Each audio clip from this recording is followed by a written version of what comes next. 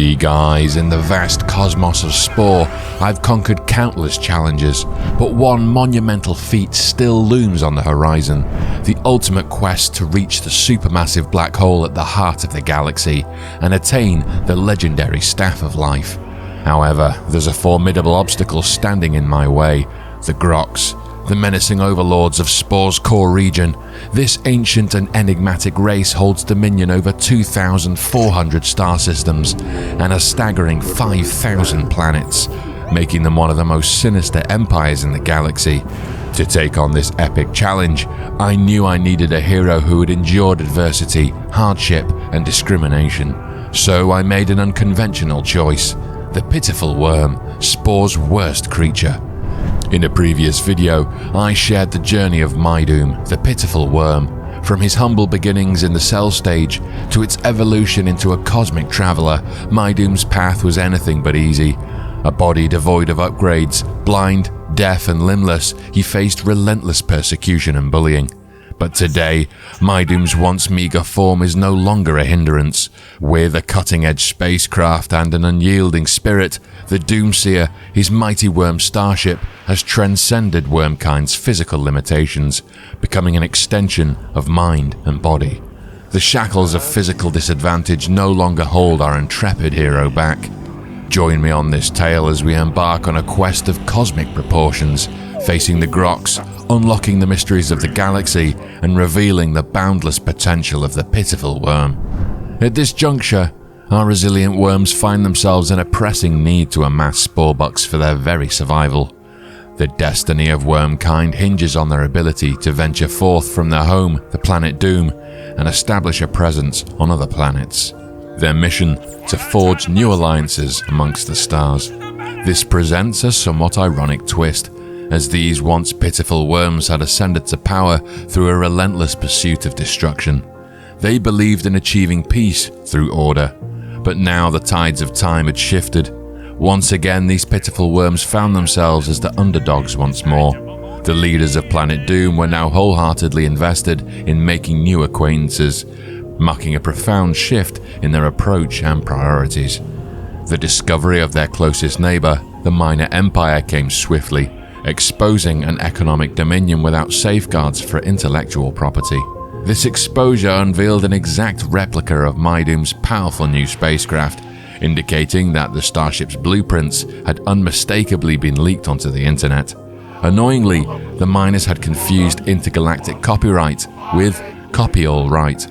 Not only this, the miners were eager to learn more about the Doom vessel, showing great interest in speaking to the worm engineers who designed it. Fearing they would use this opportunity to steal more ideas, Mydoom refused. The miners were economists, eager to make a profit wherever it might lie, easily satisfied. Mydoom didn't need to waste any resources trying to befriend them. The next thing on our worm species list of priorities was money.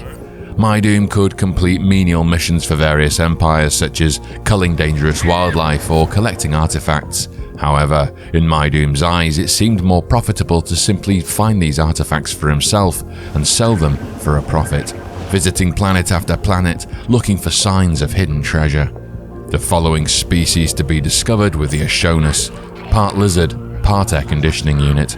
They were abrasive and aggressive. Mydoom kept his head down, eager not to antagonize his new neighbors by stealing artifacts from their system and selling them to the Minor Empire. Peddling artifacts wasn't always plain sailing. Often, pirate ambushes sat waiting for him as he searched, although, in truth, they were often no match for the might of the Doomseer.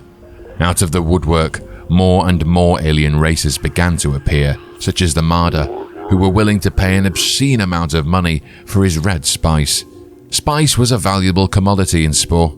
There were 6 different types, which vary in rarity and price, each produced by a separate planet, red being the most common spice. It took a desperate creature indeed to pay 16,000 spore bucks per unit. Mydoom wasn't going to complain. Following the Marder, the Kurgle appeared, but as the galactic neighborhood began to grow, spore bucks remained in short supply. This concerned Mydoom. He knew how quickly friends could turn to foes if the price was right, and with no money, he wouldn't be able to pay anyone off, bomb them to oblivion, or squirm his way out of it. Neither did he like making friends. Despite the pleas of his leaders, he was distrustful of others' intentions. So he hatched a plan. To gain a foothold in this new galaxy, he must control the spice, as every worm should.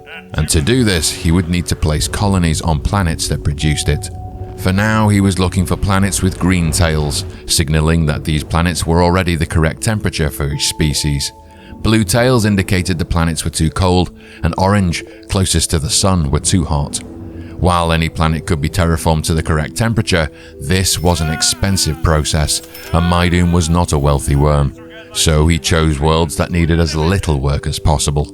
Once he knew which planets he wanted, he needed money to buy the necessary tools to colonize them. For now, he would keep selling the artifacts he had discovered to buy Incredipacks, devices needed to start new colonies. Soon, another empire turned up on the block, the Shaggles, a worshipper of Spode, a religious empire. Experience had taught Mydoom that these empires were often xenophobic, nothing but trouble. He would need to keep a close eye on them. The neighboring systems were filling up quickly.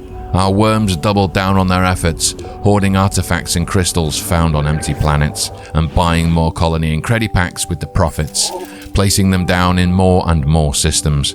While these planets were already the correct temperature for his species, he would have to stabilize them by setting up an ecosystem of life, adding vegetation and creatures. How Mydoom had evolved since his early days. Once a colony had been placed on a planet, it could be set up to gather the planet's spice and store it, ready for Mydoom to collect it at a later date and sell it to those who offered the highest price. His empire's economy was growing, but so were his enemies, and trouble began to brew. The Shaggles sent an abusive phone call across the cosmos, demanding 25,000 spore bucks. Mydoom refused. Still, the Shaggles would become progressively angrier each time he did so. For now, Mydoom would simply ignore the Shaggles if that's how they chose to behave, but he would need to act soon to prevent any further trouble. The Ashonus were next to start demanding money, threatening wormkind, as if the only purpose worms presented was to generate cash for others. Mydoom was used to this kind of discrimination back in his days of the Tide Pool, another species to ignore, for now. Grind, colonize, collect. Grind, colonize, collect. The next few days, Mydoom spent expanding his empire. Each time he did so, he could save and spend a little more, and his growth became increasingly exponential. Despite his growing power, it wasn't just his newfound enemies that concerned him. His friends, the miners, were quickly becoming one of the largest empires on the block. He had already had enough issues with the Shaggles and the Ashonus. If relations fell with the miners, he could be in trouble. Mydoom decided to feed small amounts of money to the miners and observe the results. He was a slightly wealthier worm these days, and the miners seemed highly receptive to cash gifts, ensuring the friendship would remain strong. However, this was to be a double-sided sword. The worms needed to control the miners' empire's rate of expansion. He couldn't just destroy their planets. That would lead to all-out war. Instead, Mydoom set up trade routes. Not only did the presence of a trade route increase relations, it would give us the option to buy out their system peacefully after a certain amount of time had elapsed. As tensions rose across the system, two newer species, the Kurgle and the Marder, had begun to quarrel, causing regular outbreaks of violence, but at least it kept them occupied. We would keep our noses out of this conflict for now. Until then, colonize, collect, profits. The more colonies that were set up, the more Spore rewarded us. Instead of having to buy costly devices to warm or cool planets, we were allowed to buy new, rechargeable terraforming tools that used our ship's fuel instead, making it drastically cheaper to terraform. Slowly but surely, planet by planet, city by city, the Doom Empire grew, and along with it, their production of spice.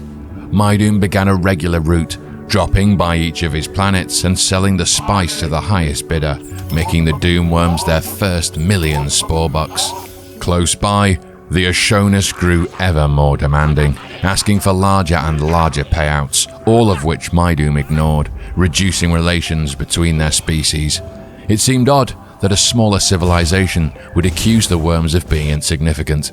Relations disintegrated either way, and the Ashonus' ships began firing on the Doomseer every time it passed. Mydoom in turn defended himself, which really annoyed the Ashonis. How dare he repel their attacks, and so they hated him more and more. It would only be a short amount of time before war broke out. Out of spite and morbid worm curiosity, Mydoom froze the Ashonis' home planet with his terraforming tools to see what would happen, reducing their fertile world to a cold, barren rock. This spiral of spite only continued as the Ashonis took every opportunity to keep firing on the Doomworms. Mydoom didn't help matters by dropping one of his new antimatter bombs on their colonies to see what would happen. Effective. Here Mydoom would learn the art of space warfare and which weapons were the most effective. Despite his new antimatter bombs being powerful, they were slow and tedious, destroying city after city. If only he had more powerful explosives. The Ashonis sent multiple counterattacks to his world. Mydoom responded in kind by adding increased automated defenses to each of his planets, but it was clear the worms would have to deal with this threat. Mydoom made the call. He went from one Ashonis world to the next, wiping out each of their colonies. To their credit, not once did they back down. Every opportunity was given to the Ashonis to take back their insolent words. Each time they refused. Only when they were down to their very last colony would they surrender it to the worms, wiping their species from existence.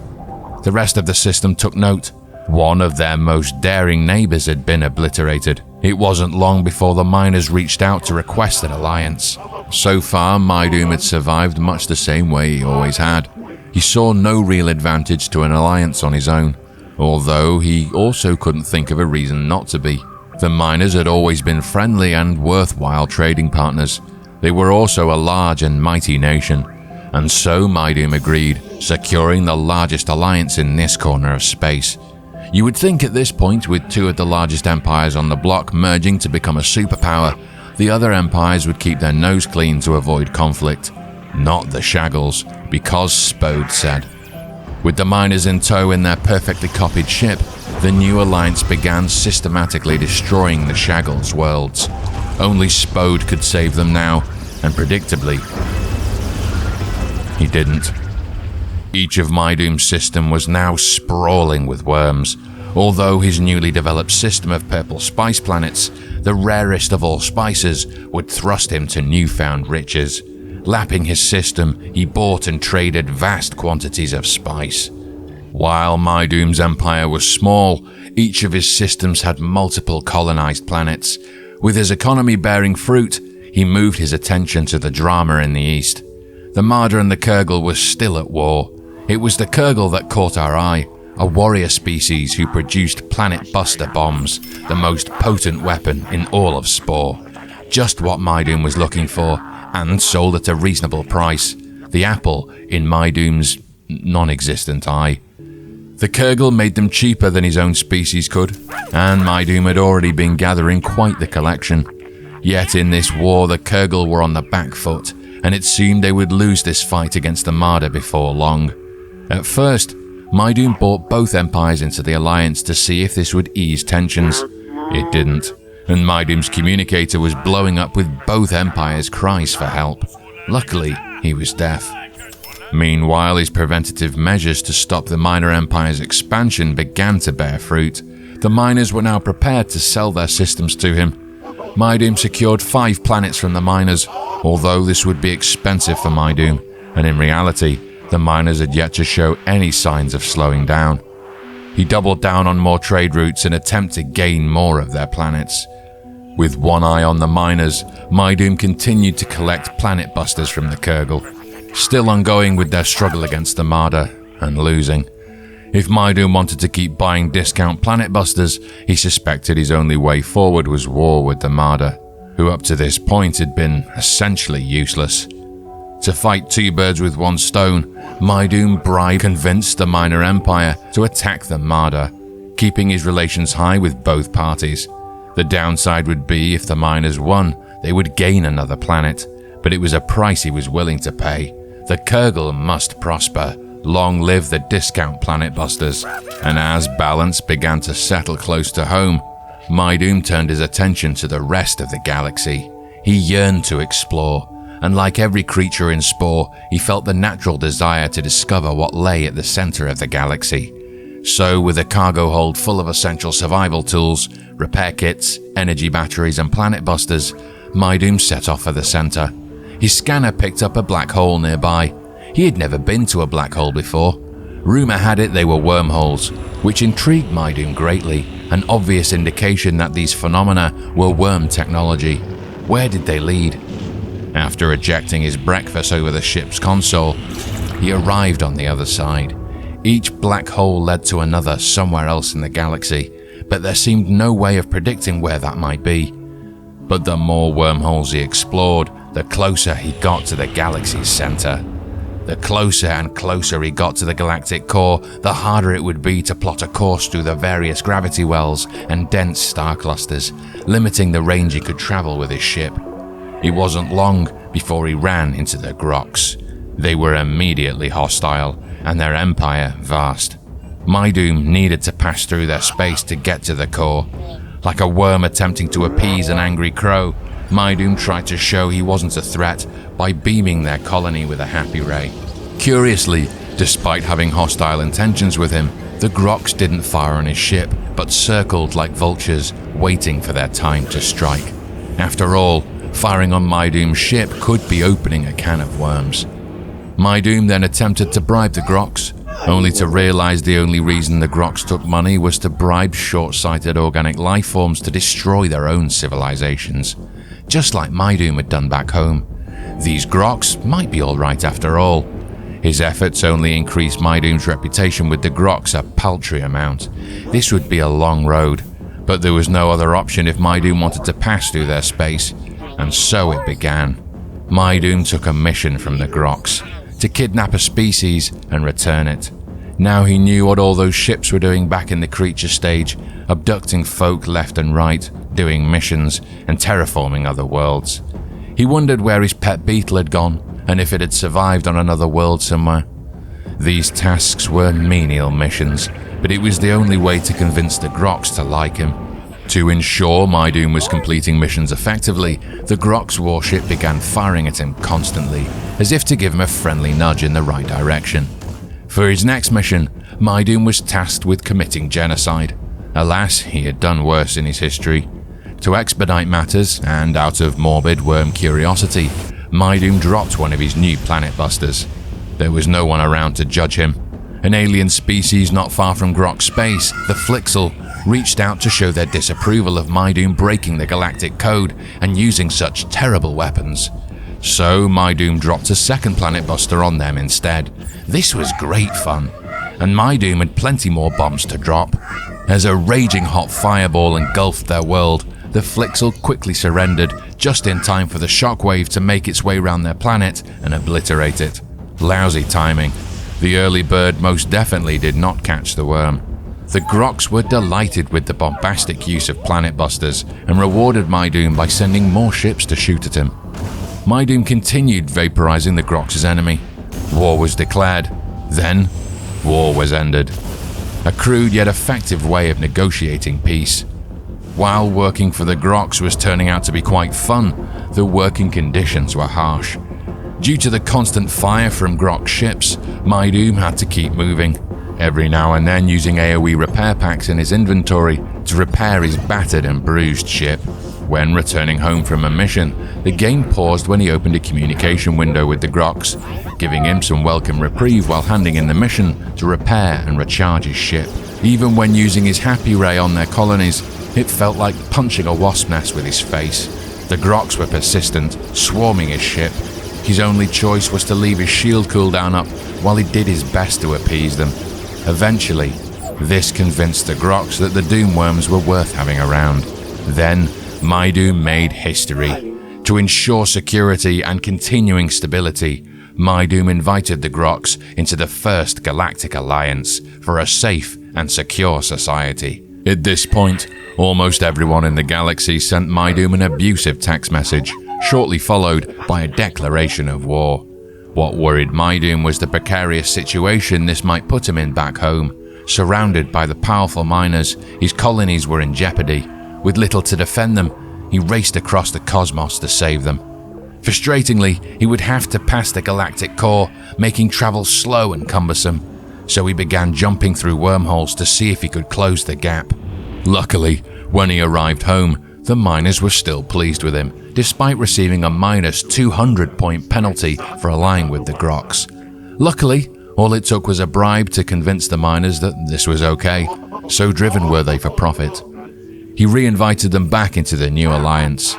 Unfortunately, with minus 200 points scarring his reputation, future trades were dicey. A small reputation penalty for something small could knock his overall reputation quite hard. For example, if Mydoom didn't give the miners enough money for one of their worlds, they would reduce their reputation with him for being cheap. Using trade routes to control the miners' growth had become too risky. The Kurgle were also easily bought with a bribe and a friend ray. This wouldn't be so hard after all.